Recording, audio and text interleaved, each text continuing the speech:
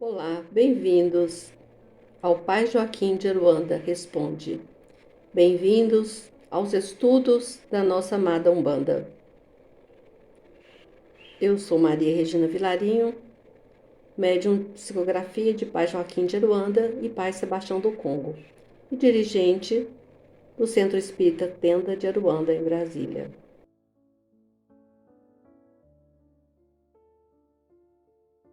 Perguntamos a Pai Joaquim de Aruanda: qual o papel de Aruanda no Brasil? Pai Joaquim de Aruanda nos respondeu: o núcleo espiritual de Aruanda tem objetivos bem específicos para a região brasileira, no contexto da evolução psíquica dos seres, com graves reajustes kármicos.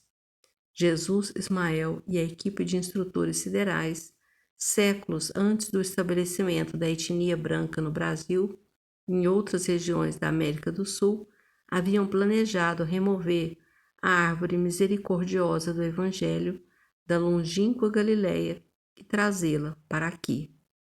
A colonização das novas terras daria ensejo para que a fraternidade nas relações humanas fosse estabelecida, desfazendo os fortes laços de desamor que as envolviam.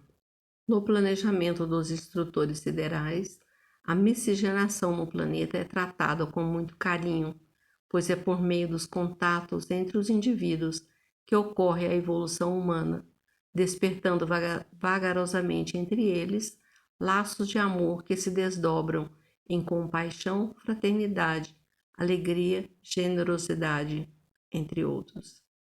Os embates que surgem entre os indivíduos são também resolvidos, eventualmente, com atitudes amorosas e solidárias, como resultado das dores e das aflições que os envolvem.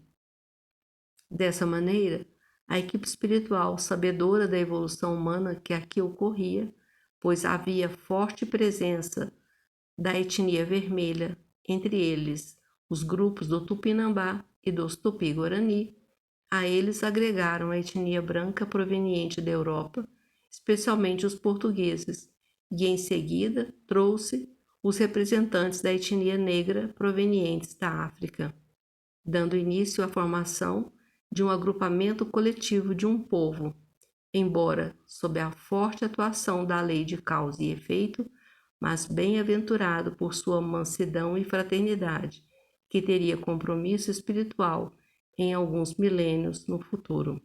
Nas duas últimas etnias mencionadas, a branca e a negra, estavam presentes espíritos falidos moralmente, mas que buscavam novas oportunidades de regeneração, como antigos soldados, comandantes e mandatários das cruzadas, escravagistas, sacerdotes e auto-mandatários eclesiásticos, ainda apegados à posse do ouro e do poder, reis e senhores feudais da Idade Média, intelectuais de grande soberba, cientistas desprovidos de sentimentos nobres, entre diversos outros seres.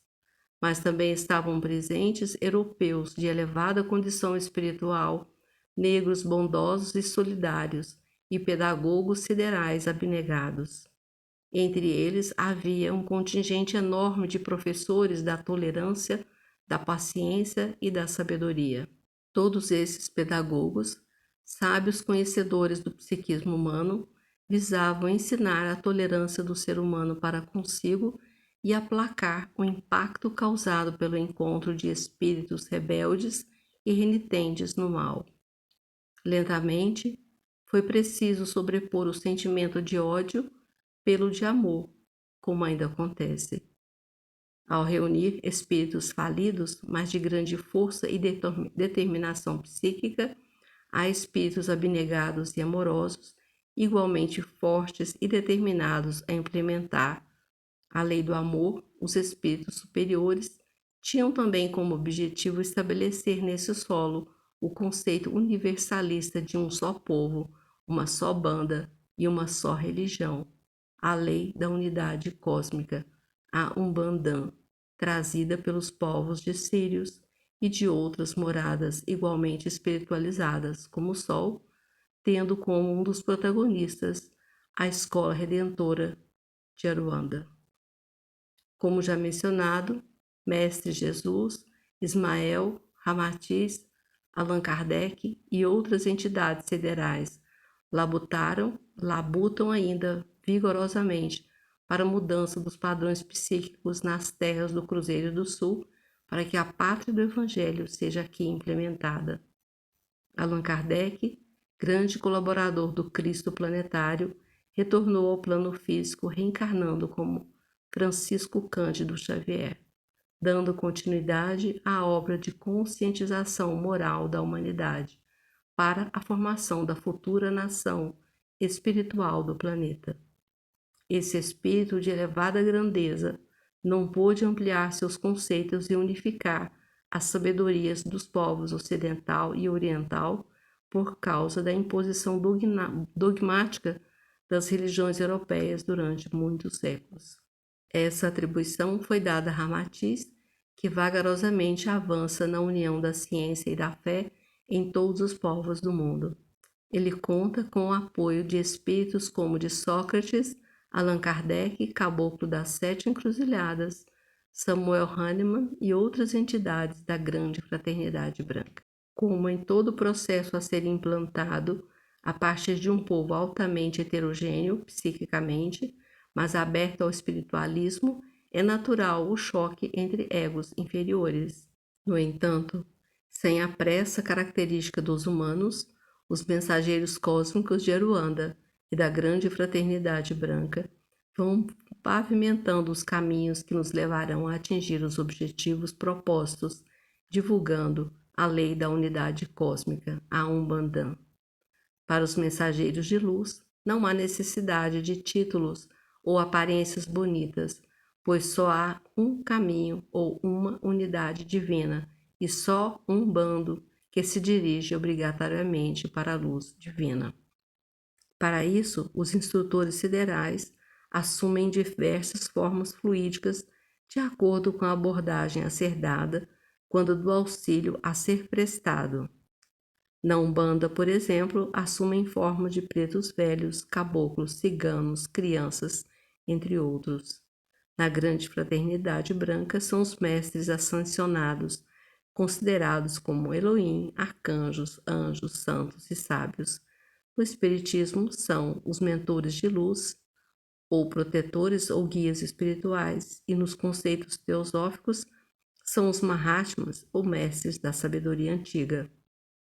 Ora se apresentam nos segmentos espiritualistas como gregos, ora como pajés e caboclos, ou como indianos, ou ainda como egípcios ou africanos, entre diversas outras formas fluídicas, porque o importante é atingir o psiquismo do espírito e conscientizá-lo para seguir a luz divina e a evolução cósmica.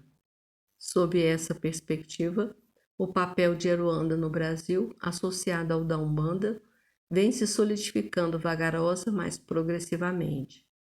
Em meio aos conflitos psíquicos ainda presos a dogmas e vícios do passado, ela avança por todos os recantos das terras brasileiras, sem se importar com preconceitos e atitudes hostis, pois o objetivo maior é concretizar o planejamento de Jesus e da hierarquia sideral. As entidades amorosas e abnegadas, trabalhando incansável e pacientemente, como só os sábios o sabem fazer, em nome dos seres de luz, vão ganhando a confiança de todos, despertando os espíritos humanos para o amor universal. Não importa se a discussão torna-se estéril quando tentam colocar Aruanda e Umbanda num patamar exclusivo de um povo como o africano, ou se os preconceitos são grandes. Enquanto isso, de modo peculiar, as entidades de luz que nos veem como crianças iniciando os primeiros passos continuam trabalhando o psiquismo de todos para que o conhecimento da lei do amor incondicional seja a chave mestra para a libertação do espírito e para que todos possam caminhar para a angelitude. Obrigada por nos acompanhar até aqui e até o próximo vídeo. Lembramos que mais estudos sobre Umbanda são oferecidos no canal Tenda de Aruanda, cujos conteúdos estão inseridos nos livros Umbanda Luz para a Alma e A Cura pelo Conhecimento, Perguntas e Respostas, de Pai Sebastião do Congo. A Umbanda é a luz da universalidade crística e nos indica os caminhos da verdade e da liberdade universal. Até a próxima oportunidade.